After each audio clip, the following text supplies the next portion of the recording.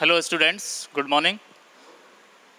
जैसा कि आपको पता है कि पिछले क्लास में हमने डिस्कस किया था इंट्रोडक्शन ऑफ बायोलॉजी को, जनरल इंट्रोडक्शन के बारे में पढ़ा था। इसके अभी हम स्टार्ट कर रहे हैं यूनिट नंबर 5 चैप्टर नंबर 16 पाचन एवं अवशोषण, डाइजेशन एंड एब्जॉर्प्शन।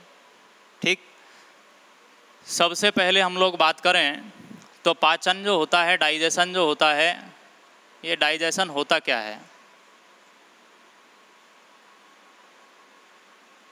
और दूसरी जो प्रोसेस है वो है अवशोषण,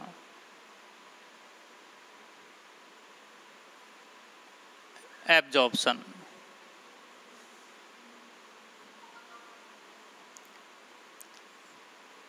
तो दोनों जो प्रोसेस हैं वो कहीं ना कहीं एक दूसरे से इंटर रिलेटेड हैं।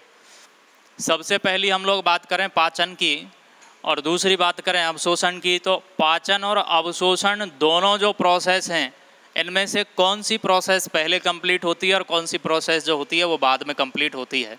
तो सबसे पहले मैं आपको क्लियर कर दूं, सबसे पहले होता है पाचन। जिस भोजन का पाचन हो जाता है उस पचित भोजन का ही अवशोषण होता है। समझ में आ गई बात? तो इसका मतलब पहले प्रोसेस कंप्लीट होगा कौन सा, पाचन, और बाद में कंप्लीट होगा कौन सा, अवशोषण।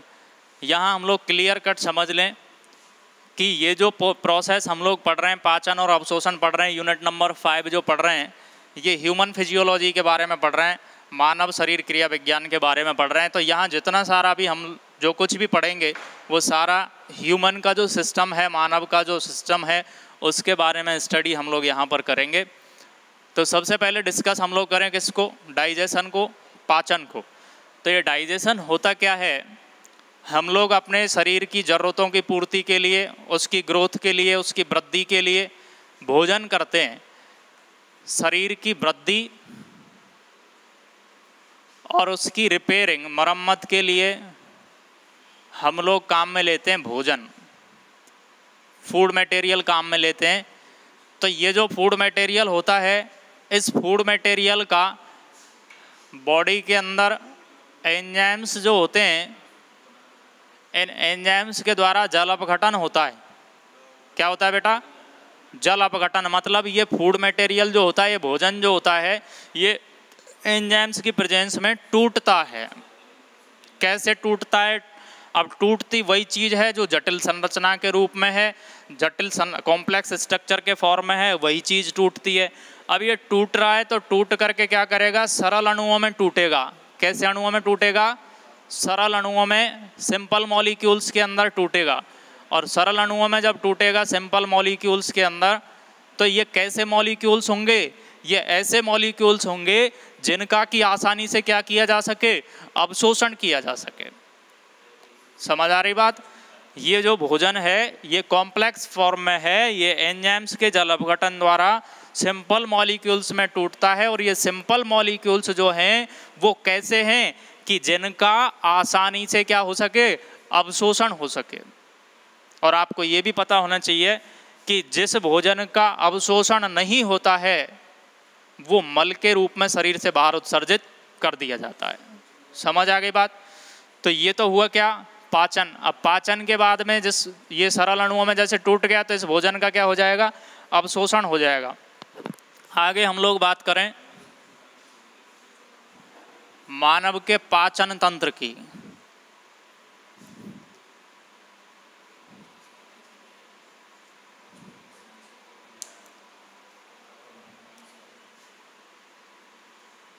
पाचन तंत्र,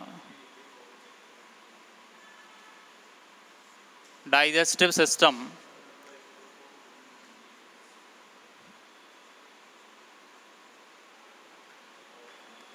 तो देखिए, डाइजेस्टिव सिस्टम या तंत्र जो होता है, आपने पहले भी पढ़ा होगा, सेल जो होती हैं, कोशिकाएं, वो मिलकर के क्या बनाती हैं, टिश्यू बनाती हैं या ऊतकों का निर्माण करती हैं।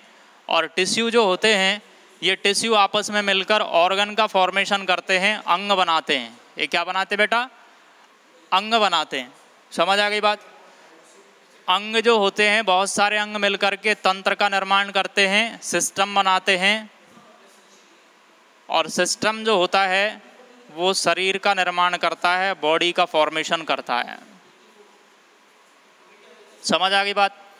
तो इतना भी आपको पता होना चाहिए कि अगर मान लीजिए हम सिस्टम की बात कर रहे हैं, यहाँ पर कौन सा सिस्टम की बात कर रहे हैं, डाइजेस्टिव सिस्टम की बात कर रहे हैं, तो सिस्टम के फॉर्मेशन में बहुत सारे जो अंग हैं वो अंग पार्टिसिपेट करेंगे, अंग भाग लेंगे इसके अंदर। तो ये बहुत सारे अंग जो हैं वो आपस में मिलकर के क्या बनाएंगे, तंत्र बनाएंगे। तो अब ये पाचन संबंधी अंग अगर हैं तो वो किसका निर्माण करेंगे, पाचन तंत्र का निर्माण करेंगे। तो पाचन तंत्र का जो निर्माण होता है, ध्यान देना, वो दो संरचनाओं से मुख्य रूप से होता है। पहली संरचना जो है वो तो कौन है, आहार नाल, आहार नाल।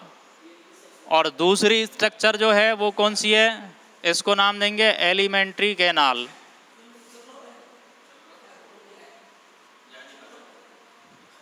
और दूसरी स्ट्रक्चर जो है वो कौन सी है, सहायक पाचक ग्रंथियां।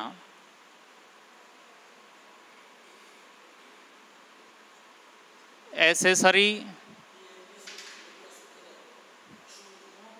Digestive glands. ठीक, पाचन तंत्र का निर्माण कितनी संरचनाओं से हुआ, कितनी स्ट्रक्चर से हुआ, दो। एक तो एलिमेंट्री कैनाल और दूसरी एसेसरी डाइजेस्टिव ग्लैंड, सहायक पाचक ग्रंथियां। तो सहायक पाचक ग्रंथियों में कौन कौन शामिल होते हैं, जैसे मान लीजिए लीवर है, पेनक्रियाज है, ग्लैंड्स हैं, ब्रूनर्स ग्लैंड्स हैं, गॉबलेट सेल्स हैं। तो ये सब क्या है, ये सहायक पाचक ग्रंथियों के रूप में कार्य करती हैं। इसके अलावा हम लोग डिस्कस करें किसको, एलिमेंट्री कैनाल को, आहार नाल को। तो एलिमेंट्री कैनाल जो होती है ये कहाँ से तो स्टार्ट होती है और कहाँ पे जाके ख़त्म होती है, सबसे पहली बात। तो ये एलिमेंट्री कैनाल है, ये स्टार्ट हो रही है कहाँ से, मुख से लेकर, माउथ से लेकर, और कहाँ पर जाके ख़त्म हो रही है, गुदा, एनस और एनल पोर, गुदा छिद्र। समझ आ गई बात? मुख से स्टार्ट हो रही है आहार नाल, लंबी नली नुमा संरचना होती है, मुख से स्टार्ट हो रही है, गुदा या गुदा छिद्र पे जाके क्या हो रही है, खत्म हो रही है पूरी आहार नाल। अब सबसे पहले हम लोग डिस्कस करें तो मुख को डिस्कस करें। मुख क्या होता है, माउथ क्या होता है, कहाँ होता है माउथ। तो ये दोनों होठों से घिरी हुई दरार नुमा जो संरचना होती है, ये नहीं है माउथ। माउथ क्या होता है, मुख क्या होता है, ऊपर ऊपरी होठ, निचला होठ, अपर लिप और लोअर लिप्स दोनों जो हैं, इनके बीच की जो स्लिट है, दरार नुमा संरचना जो है, उसको क्या कहते हैं, मुख कहते हैं। समझ आ गई बात?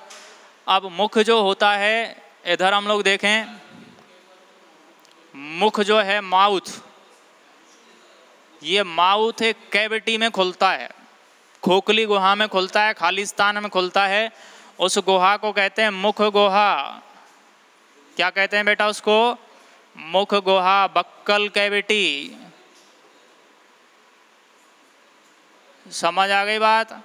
इस गुहा को, जितना भी खाली स्थान जिसमें लड्डू रख सकते हैं हम लोग मुंह में, मुंह के अंदर, वो क्या है, बक्कल कैविटी है, मुख गुहा है।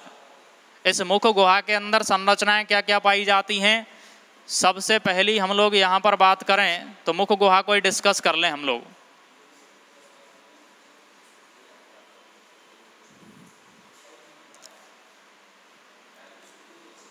मुख गुहा या बक्कल कैविटी,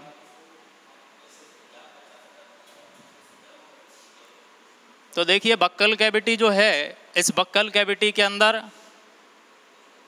दांत, जीभ और तालू, ये प्रमुख संरचनाएं पाई जाती हैं। टीथ, टंग और पैलेटाइन। समझ आ रही बात? जैसे ही हम लोग बात करें किसकी, यहाँ से यूं जैसे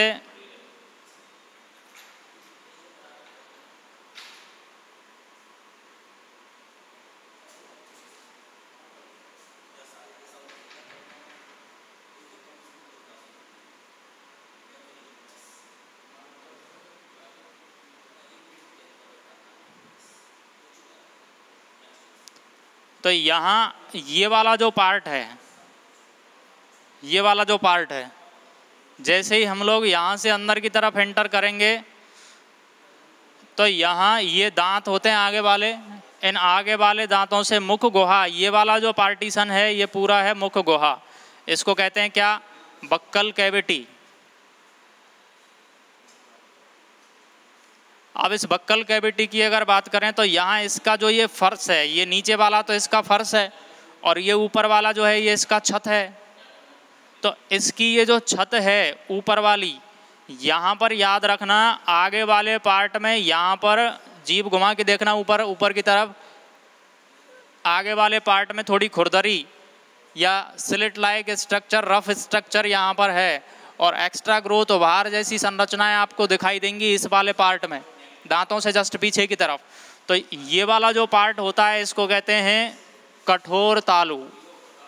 क्या कहते हैं बेटा इसको? कठोर तालु, हार्ड पैलेटाइन। समझ में आ गई बात? इसका रोल क्या है? ये ग्रिप क्यों पाई जा रही है इसके अंदर? तो ये जो ग्रिप होती हैं वो भोजन को फिसलने से रोकती हैं। ये ग्रिप जो होती हैं ऊपर की तरफ, छत की तरफ, ये भोजन को फिसलने से रोकती हैं। और याद रहे कार्निवोरस एनिमल्स जो होते हैं, मांसाहारी प्राणी, उनके अंदर ये जो कठोर तालु होता है ये ज़्यादा डेवलप होता है, क्योंकि मांस लसलसा होने के कारण इस मांस को बाहर फिसलने से ये रोकता है। समझ आ गई बात? पीछे की तरफ अगर बात करें तो यहाँ पर जीभ घुमा के देखेंगे तो हम लोगों को एहसास होगा कि ये क्या है, सॉफ्ट जगह सी दिखाई देती है और ये सॉफ्ट होने के कारण इसको कहते हैं कोमल तालु। क्या कहते हैं बेटा इसको? कोमल तालु, सॉफ्ट पैलेटाइन, सॉफ्ट पैलेटाइन। समझ आ गई बात? अब यहाँ पर इसके अलावा हम लोग बात करें तो दांत, दांत पाए जाते हैं किसके अंदर? मुख गुहा के अंदर। दांतों की अगर बात करें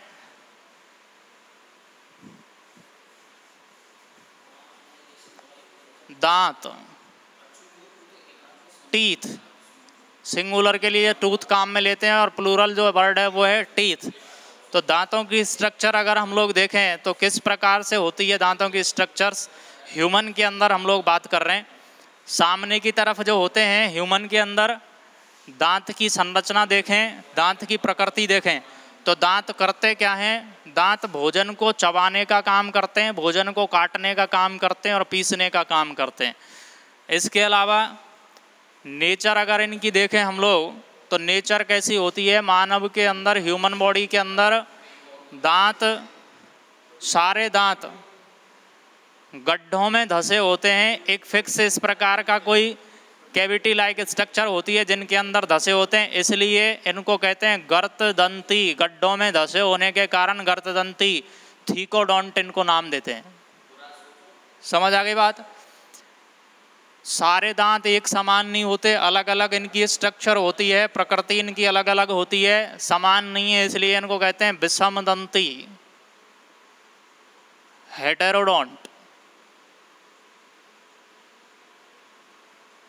तीसरी कंडीशन में अगर देखें तो मानव के जीवन काल में दांत जो आते हैं वो 2 बार आते हैं, इसलिए इनको कहते हैं द्विवारदंती, डाईफायोडोंट। समझ आ गई बात? गड्ढों में धसे इसलिए तो क्या नाम दिया? गर्तदंती, थीकोडोंट। अलग अलग प्रकार के होते हैं इसलिए इनको नाम दिया विषमदंती, हेटेरोडोंट। जीवन में 2 बार आते हैं इसलिए इनको द्विवारदंती, डाईफायोडोंट। समझ आ गई बात? अब देखें इनकी नेचर कैसी कैसी होती है, कितने टाइप्स के ये होते हैं। तो मानव के अंदर 4 टाइप्स के टीथ्स की प्रेजेंस होती है। 4 टाइप्स हैं, 4 प्रकार के हैं। कौन कौन से हैं? सबसे पहली मैं बात करूं आई जो होते हैं इंसाइजर, सामने के 4, बिल्कुल सामने के 4, ऊपर के 4, नीचे के 4, इनको कहते हैं इंसाइजर, इंसाइजर्स। इनके पीछे की अगर तरफ देखें, आगे के 4 के पीछे की तरफ था, यहाँ बगल में नुकीले नुकीले 2 ऊपर और 2 नीचे, इनको कहते हैं कैनाइन। कौन से दांत बोलते हैं इनको? कैनाइन। कैनाइन्स जो होते हैं इनके जस्ट पीछे की तरफ त्रिकोण के आकार के दांत होते हैं जिनको कहते हैं पीएम, प्रीमोलर्स। क्या कहते हैं इनको बेटा? प्रीमोलर्स। और सबसे पीछे की तरफ सपाट से जो दांत होते हैं उनको कहते हैं, एम से रिप्रेजेंट करते हैं, मोलर्स। क्या बोलते हैं बेटा इनको? मोलर्स बोलते हैं। अब कितने टाइप के हुए? 4 टाइप्स के, 1, 2, 3 और 4। सबसे पहले I4 इंसाइजर जो सामने के 4 हैं, ऊपर के और नीचे के।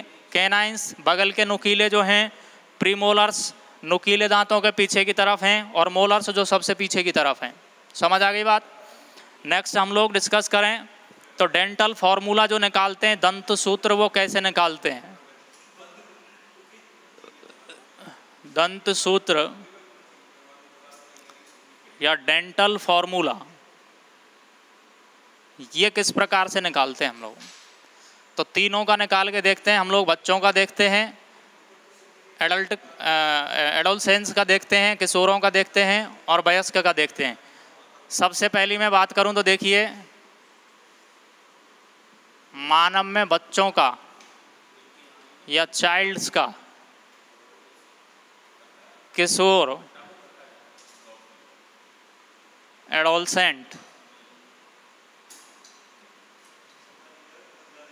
और तीसरे जो हैं वो वयस्क या एडल्ट,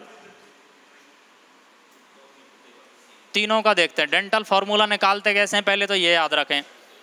डेंटल फॉर्मूला निकालते समय ऊपरी जबड़े के आधे भाग के दांतों को काउंट करते हैं और निचले जबड़े के भी आधे भाग के दांत जो हैं उनको काउंट करते हैं। समझ में आ रही बात? ऊपरी जबड़े के आधे भाग के दांत और निचले जबड़े के आधे भाग के दांत, इनको काउंट करते हैं। तो देखिए कैसे निकालते हैं। बच्चों में अगर देखें तो इंसाइजर जो होते हैं, इंसाइजर वैसे 4 होते हैं, तो ऊपर के आधे भाग के दांतों को काउंट करेंगे तो 2 ऊपर के और 2 नीचे के, तो 2/2। समझ आ गई बात? C4 कैनाइन्स, कैनाइन्स जो होते हैं वो कितने होते हैं? आधे भाग में 1 ऊपर, आधे भाग में 1 नीचे, तो 1/1। प्रीमोलर्स की अगर बात करें, प्रीमोलर्स तो ये एब्सेंट होते हैं इनके अंदर, इसलिए 0/0। मोलर्स की अगर बात करें तो मोलर्स आधे भाग में 2 ऊपर और 2 नीचे, तो 2/2। समझ आ गई बात? 2 ऊपर 2 नीचे, 1 ऊपर 1 नीचे, 0 ऊपर 0 नीचे, 2 ऊपर 2 नीचे। अब टोटल अगर डेंटल फॉर्मूला में टोटल दांतों की संख्या ज्ञात करनी है तो अभी हमने आधे भाग के काउंट करें तो जस्ट गुणा कर देंगे कितने से? 2 से, तो पूरे भाग के निकल के आ जाएंगे। तो गुणा 2 से करेंगे, देखना कितने आएंगे। 2 और 1 3 और 2 5, 5 दूनी 10, 10 ऊपर और 10 नीचे, 2 और 1 3 और 2 5, 5 दूनी 10, तो टोटल कितने हो गए? 20। इधर अगर हम लोग बात करें किशोर की, एडोलसेंट की, तो यहाँ पर इंसाइजर कितने होंगे? 2/2, 2 ऊपर 2 नीचे। कैनाइन्स कितने होंगे? 1/1, 1 ऊपर 1 नीचे, आधे भाग की बात कर रहा हूँ मैं। प्रीमोलर्स कितने होंगे? 2/2, आधे भाग में 2 ऊपर 2 नीचे, और मोलर्स जो होंगे वो होंगे 2/2। पूरे निकालेंगे तो इनटू कर देंगे कितने से? 2 से। देखना कितने हुए? 2 और 1 3 और 2 5 और 2 7, 7 दूनी 14, 14 ऊपर और 14 नीचे, टोटल कितने हो गए? 28। तो एडोलसेंट में कितने हुए? 28। एडल्ट की अगर बात करें तो एडल्ट में इंसाइजर कितने होंगे? वही 4 होंगे, तो 2/2। कैनाइन्स कितने हो जाएंगे? 1/1। प्रीमोलर्स कितने होंगे? 2/2। और यहाँ याद रखें आप, इनके और इनके बीच में जो डिफरेंस है वो क्या होता है? 3/3। मतलब एक ज़्यादा है, पीछे पीछे वाली जो दाढ़ है, अक्ल दाढ़ जिसको कहते हैं, विजडम टीथ जो कहते हैं, वो एडल्ट के अंदर डेवलप होती है। इसलिए टोटल दांतों की संख्या निकालेंगे तो इनटू कितने से कर देंगे? 2 से। समझ आ गई बात?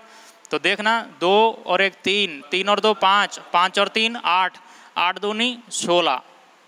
ऐसे ही नीचे वाले काउंट करेंगे, 2 और एक 3, 3 और 2 5 और 3 8, 8 दूनी 16, तो 16 ऊपर और 16 नीचे, टोटल कितने हो गए 32। 16 ऊपर और 16 नीचे, टोटल कितने हो गए 32।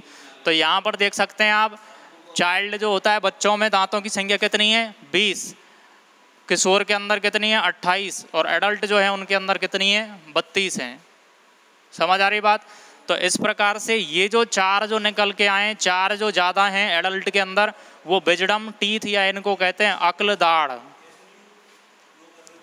समझ आ गई बात। इसके बाद हम लोग बात करें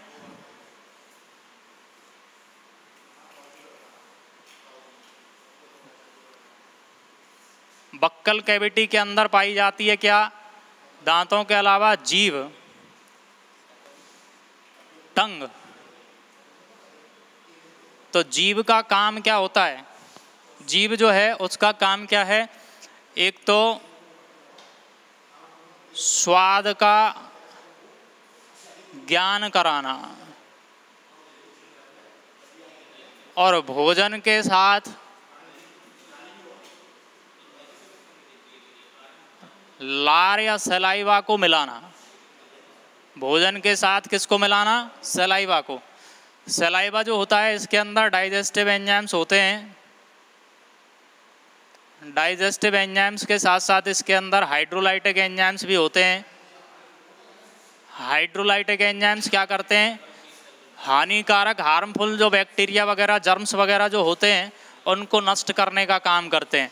तो ये काम क्या करती है, एक तो स्वाद का ज्ञान कराती है और दूसरी भोजन के साथ लार को मिलाने का काम इसके द्वारा किया जाता है। स्ट्रक्चर अगर देखें तो किस प्रकार की स्ट्रक्चर इसकी होती है, मुख गुहा की फर्श पर ये पाई जाती है और फर्श पर नीचे की तरफ यहाँ पर एक व्रंत होता है, एक तंतु जैसी संरचना होती है जिसको कहते हैं फ्रेनुलम।